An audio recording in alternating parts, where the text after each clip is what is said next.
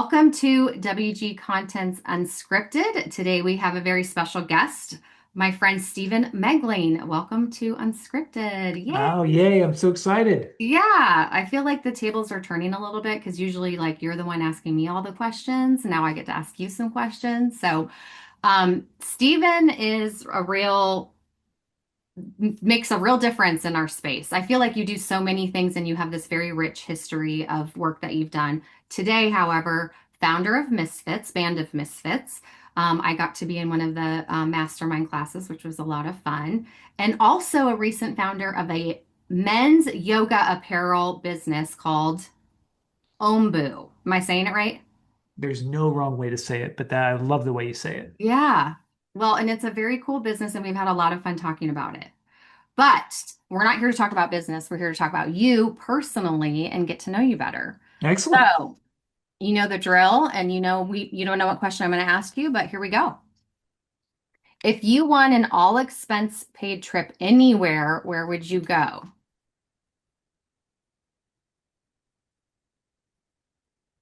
Italy. I've never been to Italy. Me neither. We And need to go to Italy. That's like I feel like that's kind of like the place a lot of people have gone. that'll be the next mastermind Yeah. excursion event. So what is it about Italy that attracts you? The food, the Yeah. culture, the coast. Um, there are so many places in Italy that I think we in the United States could benefit from in terms of the slower pace of life, the more stillness. Mm-hmm. Um, and did I mention the food? I think I mentioned the Oh, food like 10 yeah. times. Yeah. Yeah. Yeah. It's like it's just like you see movies of Italy and you can just imagine what it's like. So we'll have to make sure we get that done. All right. If you had to give a TED talk on any topic, but Stephen, not work related. So this has to be a TED talk on something that's not work related. What would it be? I feel like you would have a lot of topics you could talk about. Oh, here's a story to introduce my topic. Yeah. So I've been a drummer my whole life, like literally since I was two Yeah. years old, and I've always had a great sense of timing because drumming is about timing. Yep. And I've come to believe now this is going to be kind of avant-garde, so this is my TED Talk. I believe that there is a rhythm to life, and you can pay attention to the rhythm Mm-hmm. and get into the groove. And so much so, we were just talking about cooking before you press record Mm-hmm. for Thanksgiving. I have this game I play every night when I make dinner. I have a really fancy oven that when you turn it on to warm it up, Mm-hmm. when it's hit that temperature, it dings. Mm-hmm. And so the game I play every night is, can I time the ding? And I'm I'm 100 for 100. I know exactly the moment I put my hand on the drawer to open it up and I hear ding, and then I open it up. I don't know how, but there's a tempo and rhythm to life, and that's going to be yeah. my TED Talk. Yeah. Well, I think that would get a lot of attention and a big audience. I'm You're not too kidding. kind. Okay, but I want to go back to your you talked about cooking and that you is there like a is that something that you do in your house quite a bit? And what do you love to cook? Do you have like a specialty? Well, I used to be very, very, very, very overweight from most of my adolescent to Hmm. 20s and 30s. And the way I lost weight, maintained it by was learning how to cook healthy Hmm. food. Hmm. So these days I do a lot of Mediterranean-based cooking. Mm. That's what I love. Mm. Anything with olive oil. Yeah, Yeah. I Yeah. love Mediterranean. That's so good. All right, well, we just talked about that, so I'm going to move on to another one. These are all travel ones. Ooh, what's your favorite productivity hack? You kind of like talked about your skill around timing, but any other Yeah. productivity hack? Favorite productivity hack. I would say 4 deep breaths. That's a good one. Why? Why would I say that, Kirsty? Yeah, I get to turn the tables on you. Practicing the pause, Yeah, regulating. I mean, life is hectic. Being a leader can be stressful. Hmm. People count on you. I think the pace of change in business is only speeding up. Mm-hmm. I mean, back when I was growing up, people put their holiday stuff out right after Thanksgiving. Now it's up in October. Like Black Friday sale has already happened. Mm-hmm. It's not even Black Friday. My whole point is when we return to the breath and bring ourselves back into a parasympathetic nervous state, Mm-hmm. we connect back to the executive function of the brain, which is the source of creativity and strategy and logic and reasoning, and we make better choices. So, Mm-hmm. 4 deep breaths get you back into your Einstein brain. Have you found with your yoga practice that that's like one of the things that it attracted you the most or kept you in yoga in the practice of yoga was just the benefits of the breathing? I feel like that's such a big part of yoga. It is. And my business partner, who is a yogi and an instructor, always says if you're not breathing, you're not doing Mm-hmm. yoga. Mm-hmm. Up until like literally last Friday night, that wasn't me. My head tends to go I have Yeah. 10,000 thoughts. Yeah. So when I do yoga, up until literally this weekend, I was like, I really should stop thinking all the time. So that's what I'm working on. Yeah, well, let me know when you figure that out or how to do that. I'm like one of those people in the middle of the night that wakes up at 3 a.m. and I'm like, just count some sheep, count to 100, do the box breathing. It's like, how do you turn the brain off? I mean, if you can figure that out, that's your next business. You're gonna have Yeah. a third business pretty soon. All right, who has been the biggest influence on your career? The person today who's influenced my career the most was one of my first bosses right out of college. I landed a dream job as a copywriter for a big fancy ad agency in Ohio, working for big brands. And one of my bosses was a creative director named Kathy. And every time I brought my ads in for her to review, and I'm Hmm. holding them up because I'm so old that back in the day they weren't electronic. It was like a Yeah, printed out thing. yeah. And she would just sit and stare silently for what it felt like hours. It was probably just a few minutes, but she was Hmm. contemplating everything, the headline, the image, the call to action, the this, the that, the spacing. And she taught me to always evaluate the work from a very strategic and thoughtful and craftsman-like lens. Hmm. And I think that's really paid off for me. I Hmm. still appreciate the work. I still appreciate the details. And I Is still it hard to appreciate, keep that up though, to like have that discipline to sustain that? Because I feel like that creativity is something that, is I don't know. the the world is always trying to squash us down into tiny little boxes. If you Hmm. haven't noticed, and it's not a conspiracy theory, it's just how the culture's set up for thousands of years. It's like if I can compress how much time you have to think, the better. That's why emails are so many. Everything is so noisy. Advertising, and it's kind of what I've been doing my whole career. Is everything's very noisy. So our job at all times is to continue to grow the space around us, to create a space in our days and a space in our brains. We talked about breathing and the mental Hmm. chatter. So yeah, it's something that I think we deserve. It Hmm. feels great when we do it, but we're not going to be rewarded by it Hmm. until we do it, and then we get the Hmm. benefit. Yeah, and that's like the fun part too.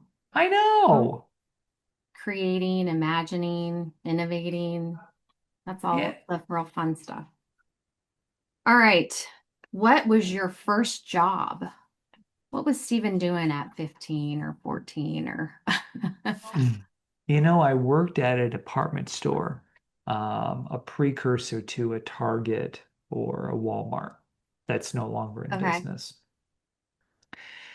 And one of my humbling moments was I would go in on Saturdays and Sundays and I would be in the houseware section. And if you had a question about what blender to buy or where are the picture frames, I Mm, was your person. And so I worked there for 2 seasons. And I remember one night we're going into the toy aisle because you had to like restock the shelves and mhm. straighten things up. And it was always chaotic because a bunch of kids were in there playing. And I remember how boring the job was. I mean, it's just so boring. And I remember talking to the guy, I was like, man, what a boring job. I can't Yeah. imagine doing this. He was like, dude, it's my job. I mean, he was, in his 30s or whatever. That was his full-time thing. And I Mm-hmm. thought, no offense, but I'm never coming back here. Mm-hmm. I'm going to do something different. How long did you last? 2 seasons. They All cut right. me. I was seasonal labor. Yeah. Beat a kid. You were, Gone. so then what was the first job that you loved? That you were like, oh, this is fun. I can do this for a while. No, the best job I ever had working at Dairy Queen. Oh, okay. Tell me about that job. I mean, what were you? I mean, a Dairy Queen job is not just a Dairy Queen job. No, no. I worked, and I didn't work at a Dairy Queen. I worked at a Dairy Queen with a brazier. So I don't there's, know what that means. oh, I know, I know. So a brazier means there was a grill. So it wasn't Oh, just the okay. soft serve. Okay. And yeah, so I was a line cook. I took care of people who wanted blizzards or soft serve ice cream. Mm-hmm. And it was the most fun job I've ever had. I got to work with high school students that I Yeah. didn't go to high school with. I learned a lot about humanity at the time. I mean, So, what was your favorite thing to eat at Dairy Queen? Did you have like, did you love the blizzards? Did you love the dips? There, oh, the dilly bars. You know, oh yeah, Joel Sesno, his first job was Dairy Queen. I think we bonded over that. Yeah, because then we had a whole conversation about the dilly bars and like the butterscotch, the cherry, and the chocolate, and which one is the best. So, what's your opinion on that? Okay, my favorite food there. So in the cooler, they had all of the fixings for the blizzards. So they Okay. had huge big boxes of Yeah. M&Ms and broken Yeah. up Reese's cups. But Yeah. my favorite was the chocolate chip cookie dough. Okay. Yeah. Oh I my get it. gosh. I would go for the Heath bar. That's your play? Yeah. The Heath bar blizzard. Dilly bars. I mean, they're not really like I just, or even the dipped soft. I love soft serve, but even the dipped soft serve, I'm like, it's okay, but it's not great. And if you think about it, something that's liquid and immediately gets Yeah. hard when it touches something cold Yeah. is not a It's it's not my not found thing. in nature. Yeah. You might not want to eat that. Yeah. So, I did. Can I do a sidebar? yeah, please. Yeah. Okay. So something really powerful that changed my life happened at Dairy Queen. Yeah. Well, we need to hear that And story. I need to know what you think happened after I tell you the story. After you The tell my story. Okay. Yeah, yeah. Okay. So one day, so this is Canton, Ohio. It's Mm-hmm. Midwest, kind of backwards town, Mm-hmm. nothing much going on. Not, and I check in, and at 4 o'clock until 4:45 until the rush, it's just no, it's crickets, tumbleweed. One day on a Wednesday afternoon, a guy in a three-piece suit and a cowboy hat, big 10-gallon hat, struts into Dairy Queen. In my imagination, I think he actually had spurs on. I'm not sure. He struts up to the counter and he points to the soft serve machine behind me that had the different flavors, and he said pina colada. And I turned around to get him his pina colada soft serve, but there was a out of order sign over the pina colada. And I turned back. I said, "Sir, I'm so sorry. The machine's broken. Can I get you something else?" Pina colada. Points his finger one more time. And this guy was so emphatic. Pina colada. That's what he wanted. I said, "Well, but it's broken." One last time, pina colada. And I thought, okay, the machine's broken. And usually when the machine's broken, it just splatters into the screw. I guess I'm just going to have to wear pina colada all over my uniform. This guy's not taking no for an answer. Yeah. I put the cone up, I turned the nozzle, squinted, and what came out was perfect pina colada soft serve. And I looked at this cone before I handed it to him. It was like a miracle. And he pulls this big billfold out, hands me, of course, $100 bill, because that's what a Texas oil baron would have, is $100 bills, and struts out with this pina colada ice cream. And ever since then, Kirsten, I've always wondered, Do our intentions and words create reality? Or did this guy just get lucky? What do you think? Oh boy. Well, I am a big believer in the power of intention. I mean, I've read the Wayne Dwyer book 1,000 times. I definitely am a person that what you think about becomes and the power of intention. In this particular case, I do think it was luck, maybe. I don't know. I don't think he was able to manifest some soft serve, but I appreciate the story because I do believe in the power of intention, you know? But I'd love to hear what your takeaway was. It It's would have something been, that stuck with you. So what is it for you? I wish what I had done after he walked out of there was gone back to that machine and tried it for myself. And it exploded all over me. I didn't do that. Yeah, I don't know. But it did leave me wondering how much power do we really have when yeah. we know what we want? I think I would be questioning someone's order of pina colada soft serve. Well, there, I didn't even know Dairy Queen had that and flavor. who gets that anyway? I thought so. Like when you started telling the story, I thought you were going to tell me that he walked in, orders the pina colada, and he thought he was like at a daiquiri bar. Yeah. Like, you know, Where's when the you can usual go and order umbrella? like the pina coladas, daiquiris or whatever off the wall. I was thinking, you know, maybe he thought he was in the wrong place, but you had a much more interesting story. All right, here we go. We're going to get into some would you rathers, and I actually came up with these myself. Sometimes I do these on ChatGPT, and I like just they're really weird and random. But I thought about you and the little bit I know about you, and so here are my questions for you. Knowing that you are a yogi, would you rather do a 1 minute crow or crane pose or a 1 minute scorpion pose? Both are extremely hard. I've Googled it and they are the hardest yoga poses. So which one would you rather do a minute of? Serendipity.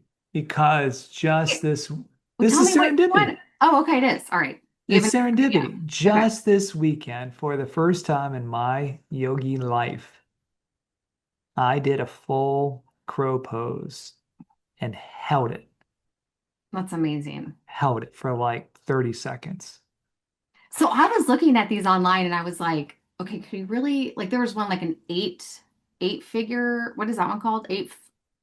Eight, I don't know. I can't even remember what it's called, but they look impossible. Well, good for you. Congratulations. So that's what I would choose. We're celebrating that one. All right. Well, I feel like this is a question like that would be in your life, but I don't know. Okay, so you're done with yoga. Would you rather have a protein bar or a protein smoothie?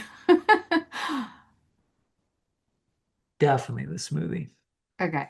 Yeah. Pina colada smoothie from Dairy Queen. Ah, All right, so these are just more about this season, and it's kind of funny since you were saying that we're rushing into the season. But would you rather go sleigh riding or ice skating? sleigh riding, because I feel like I don't have to do as much work. Yeah, me too. Ice skating's tough. That's it's Oh, yeah. okay. Would you rather live in a gingerbread house or ride the Polar Express? I feel like the Polar Express has got to be it. Like, there's got to be some I know, like magic that's so there. magical, right? Like you just that movie and riding that train and all right, last one. So what do you do in your house? Artificial tree or real tree? Real tree. Really, you go through the, It's, yeah. I admire that so much. I respect it. I used to, but I've really lived a life of artificial trees. but what do you really gain with the artificial I tree, know. I though? don't know. I don't know. I mean, yeah, the needles are kind of annoying. Yeah. But I do love this season and the lights and the coziness and all of that. Oh, So, yeah. all right, last question, one we ask everyone is what is bringing you joy these days? I mean it when I say this time with you. This has been fun. Oh, well, your time with everyone is always very nice and you're just so generous with your time and I know you're so helpful to so many people. So thank you for everything you Uh, do.